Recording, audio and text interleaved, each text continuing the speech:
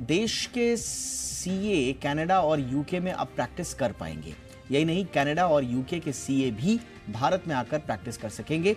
ICAI के president Ranjit Agarwal का कहना है कि इंडिया की यूके और कनाडा के साथ फॉरेन ट्रेड एग्रीमेंट का ये एक हिस्सा है। उन्होंने कहा कि एफटीए अगर पास होता है तो दोनों देशों के सीए एक दूसरे के देश में आकर काम कर पाएंगे।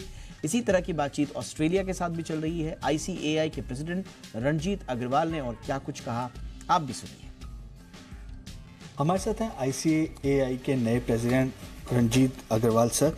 सर, आपके पास 1 साल का समय है जी एज ए प्रेसिडेंट। सर, क्या एजेंडा है, क्या इन 1 साल में आप आईसीएस की लाइफ में मिलने वाले हैं? धन्यवाद, आपके बहुत बहुत धन्यवाद जो आपने ग्रीट किया।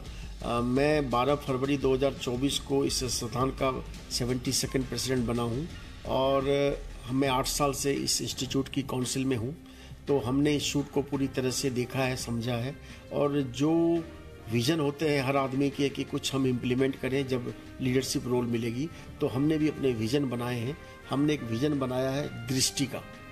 दृष्टि stands for DRISSTI, D for digitalisation, R for research, I for आपका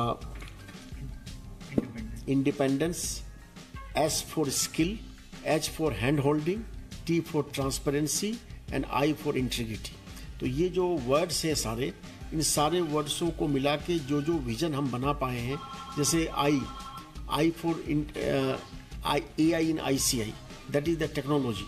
So now the technology is so important for student and member.